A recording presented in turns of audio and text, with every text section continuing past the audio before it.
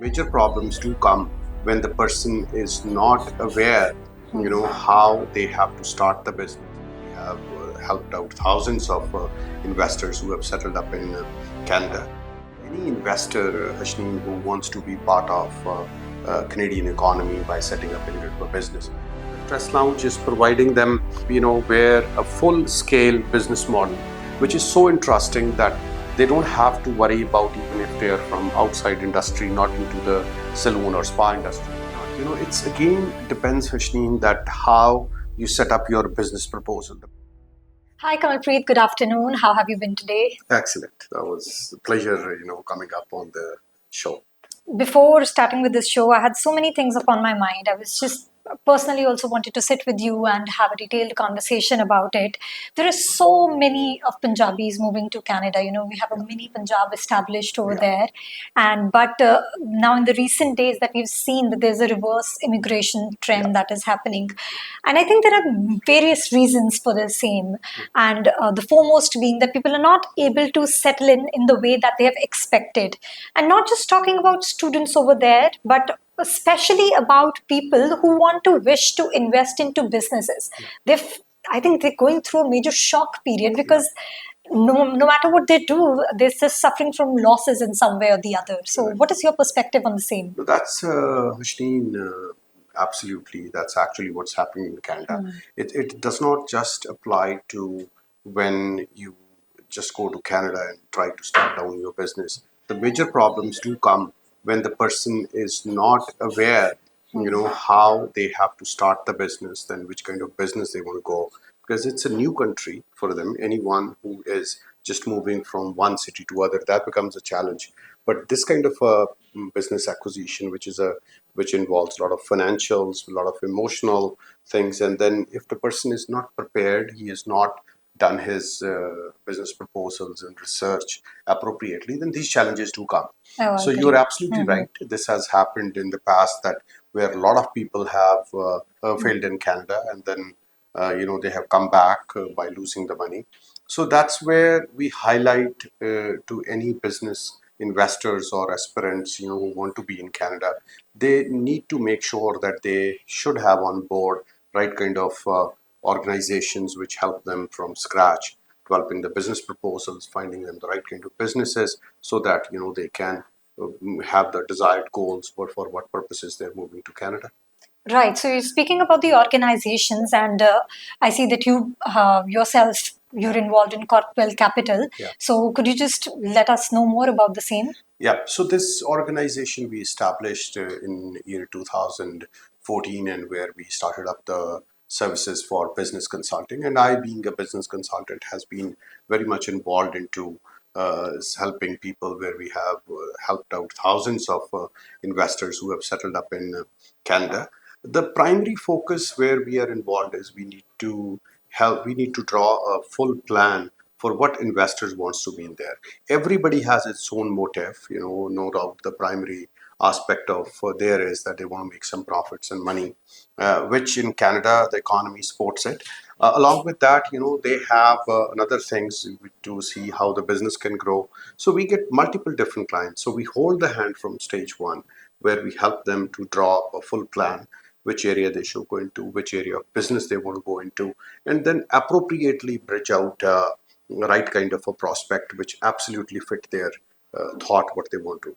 And there are a lot of things in the middle, especially the financing side of it. So where we do help the clients to raise out the capital from the third party financial intermediaries like banks and other people, where they can raise the capital and set up their business in Canada. I think that is something really great that your company is offering to people who want to invest in Canada. But I would really like to ask you over here, what are the major profitable businesses which you think are going to benefit people if they indulge into those kind of businesses? Which would be a few to name? Yeah. So I would say any investor, Hashneen, who wants to be part of Canadian economy by setting up into a business. So primarily, the investor must look into which sector they want to go into. For example, service sector, manufacturing, or agriculture. That's the primary stage where we make our assessment for the investor.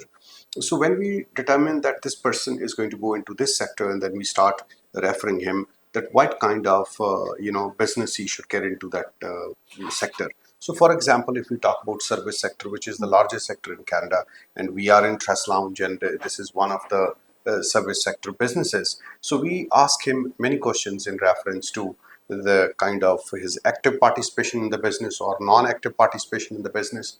We also ask him many other options, the availability of his financial capital, and also, what is his primary role in going to be in the business.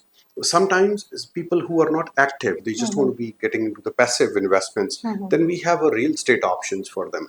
People who are getting actively involved, then we need to ask them, do you want to start up your own business, what you are doing up in here? Then we need to move that structure. Or if they want to start up something new, then we highly recommend them to go through the franchising model. So as Trust Lounge, we are talking of a global big established brand, and then they are expanding up in there, because on other platform we are also in touch with the famous companies who want to expand in Canada. Then we become the bridge making, and then we help them that, okay, you take on, and then the process starts from there. Oh, I'm completely getting the overview of what you're suggesting us over here, but I really would like to discuss more about Tress Lounge today, because Sure. since we are already here in their premises, and what about Tress Lounge? How long has it been in India, and what about their operations that have been successful in India so far? How long this journey of Tress Lounge has been conducted individually by them here in India? Sure. So Trust Lounge basically started up in early 2000s, and it's the brainchild of Mr. Manish Bajaj, who is a very successful businessman, and he started up from there. And then with the expansion of this 20 years, he established a very great luxury model for the services into the saloon and spa industry. He got tied up this brand with the L'Oreal, which is one of the very famous leading brands in the world. And then once the L'Oreal came in on board, he established up the training academy. That's from where the brand got established and has served millions of, I would say, clients, since 23 years. Now it is a phase for expansion where he tied up with Corpwell Capital, and Corpwell Capital took up on the board Trust Lounge, and now we did the feasibility studies for Trust Lounge, what could be the options in Canada for them. So we were able to locate about 75 locations, which is That's great. very high potential. So in the industry, we are lacking luxury saloons. There are barber shops, but luxury saloons were missing. And a lot of migration happened in past about 10 to 12 years, where the primary countries from where the people were coming, they are used to this luxury saloon industry. So they were missing that kind of business. So once the feasibility report came in, very nice, there is a target market. Then we started up working to lay out the Tress Lounge. Now already out of 75, 10 locations have been sold out. The 3 locations will be operational by March, Okay, that's which great. is quite aggressive. And we are hoping that in 2 years, all 75 locations should be operational. So, Kamalpreet, you've greatly explained us about how Tress Launch proposes immense business opportunities for Canadians. But a question that comes to my mind over now is that why Canada only? I mean, there are so many other countries also. You just said that, they do have local barber shops and there are not huge franchisees over there, but so is the case in many other countries. So why did Tress Lounge choose Canada first? So, what happened, Hashneen, like there has been, we need to first determine who's going to be the target market for, especially the services what Tress Lounge is providing. There are stats available that in past 15 years, there has been a lot of migration of ethnic communities, not only from different countries, but the source countries like India, Middle East, and China, which are holding the almost a majority of the migration which happened. Now, these countries have already established luxury saloon and spa industry, and all the ethnic community which has been in here, they are used to this kind of, which is a vacuum in Canada. So largely, you see that they're very hard to find a nice luxury saloon and spa in across Canada, and the pricing what local barber shops are charging are too high. Oh, So comparatively, we were able to bridge out, option where a Tress Lounge, who has been in association with L'Oreal, had a lot of experience, and they have been running with 20 years plus, and they know how to handle the market. So we found out, let's do a pre-feasibility for Tress Lounge. what could be a market for them in Canada. So which came to be with the amazing numbers. We were hoping if we are able to set out around 10 to 12 locations across Canada, but the numbers in pre-feasibility came 75 locations, which the number was huge. So which we started up, and the moment we launched Tress Lounge in public, where we were expecting few interested investors who want to be the franchisee owners of Tress Lounge, and I think in pre-launch only we were able to sign on day one 6 locations, which went Oh, so great. fast. So which is moving, very aggressively, and along with that, the options is that the Tress Lounge is providing them, where a full scale business model, which is so interesting that they don't have to worry about even if they're from outside industry, not into the saloon or spa industry. Yeah, actually, this is what I was going to come up to, that if somebody who wants to invest into this but does not belong to the business, so, they would have like 100 sort of questions. So how are you going to tackle that? Yeah, look, what happens in a saloon industry, you need to look into the training facilities, which is very, very important. Then the HR, which is the trained staff, is another challenge which we need to look into. So Tress Lounge has a training academy in association with L'Oreal, where the whole supply chain of HR is being worked Okay. out. Another thing which is amazing is the lead management. So Tress Lounge has an amazing client base, and through the campaign, through social media, they do a networking through AI models where they can approach very professionally to each and every household of that location. The model has been drafted in a way that every location will have about one location will have where there is a vicinity of around 200,000 people, and so that they can have a target market. The pricing is so amazing that they are going to be competing with the primary services of with the barber shops, and then there are going to be luxury services, and the feel is going to be that they are going to get into a very luxury saloon with the normal pricing. So in an overall mix is becoming so amazing that any investor who is getting into it, they know that the return on investments is coming more than 20%. So which makes a lot sense. And top of that, the model which company has introduced was franchisee owned, company operated, which is a FOCO model. And also there are where people get trained, and then in future they can also take on to further more locations if they're interested.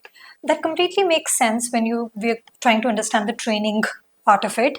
But any service sector needs a lot of manpower and a lot of clientele, because even when we talk about these local shops, they do have their own separate clients coming up for them. For a franchisee which is brand new and establishing itself in a new country, so do you think you'll be able to overcome the challenge of getting that sort of clientele?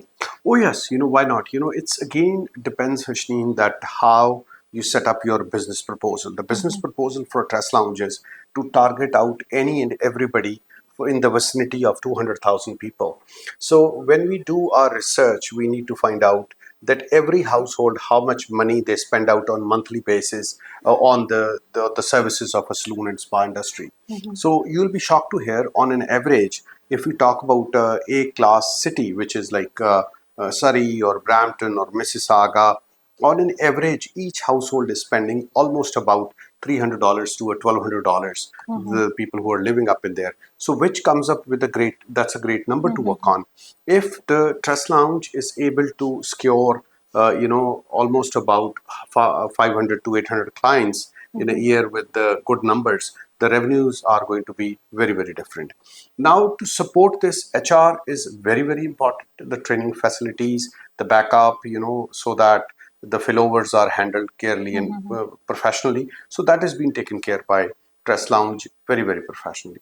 Oh, that's good to know about it. We're talking about investors who there in Canada who would like to invest into the Tress Lounge franchisee. But what about if there are investors from overseas who would like to invest into it? So do you provide any sort of immigration plan along with this for them as well? Yeah, when we talk about prospective investors, we do get a lot of queries, people who are residing overseas. And especially, when we talk about the countries from where they're looking up a ready on business where they can take over and make their earnings. The important component what comes up in there is that is the part where immigration consuls take care of. We do make the recommendations. They make up the advisory on any kind of immigration application, because that's not going to be our domain to do it.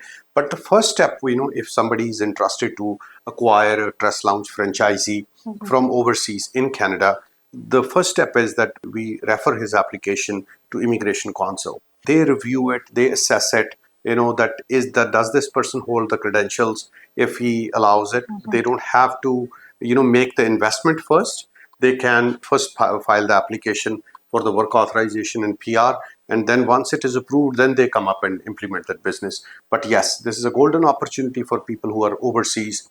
They can make an intent, put up their application if they qualify, and then once they get their work visas with their family, and then take on the investments. So this is not just a business opportunity, it's also an immigration opportunity for people who are looking to immigrate to Canada and set up over there with their families. Yeah, it's one of the options, Yes. where they can have immigration, also the successful business. Yes. So that's where the major problem happens, when people migrate but they don't know what to do.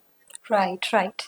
So what about the profits that people are going to earn about it? I mean, how much money can one expect at the end of the day from this business if they invest into it and they have their fingers crossed? But what is the maximum that you can promise that this is a sure shot thing that you can achieve? It's very difficult to make any kind of a statement, what could be the right numbers. But when we assess the overall business proposal, so we go very deep in Corpwell when we are bringing up any kind of a franchisee. We do come up with the feasibility report of that location. We have segmented A, B, and C category of cities. When we talk about A category, those cities where there is a vicinity of population around close to 200,000 people, and we then make a study how many similar kind of saloons are there. And then we see that with the marketing efforts, with the name and the brand name of the Dress Lounge, what would be the prospective clientele who will be coming up onto the stores. So in A category cities, I can say that on an average, $300,000 to $400,000 was the one which make the profits. Okay. And when we talk about the B category, it's about 150 to 200,000. We also promise that if the client is not confident, that will he be able to run, we assure him that you don't worry, you sign up an agreement where we assure you $150,000 a guaranteed return, which you will get it, and then we will run the show, you get the training, everything is going on, you be the part of the business operations, and from year 2 and 3, you take on the business. So it's a great returns, I can say that in totality, this is a great business to be in Canada. I'm really impressed. I was actually thinking about if maybe I want to start up a business opportunity, I would. So I think our audience would also, they've learned a lot from this conversation. Sure. So is there any other detail that you want to add No, on it's to it? thank you so very much, Ashneen, to giving up time onto it. It's an interesting business to be, and I can only encourage the prospective investors or the franchisee acquisition people who are interested to do that. It's a great brand to be in Canada, and if you're looking to permanently migrate or you're looking for a permanent business which gives you a stability, there is a bank financing options available in Canada for this brand, and you have to just pick up a phone and call us. Right. I think you're definitely going to get many calls. Thank so you. hoping for the best. My best wishes to you, Thank to your you. company, and best wishes to Stress Lounge as well. Thank you so much. Thank you. Thank you so much.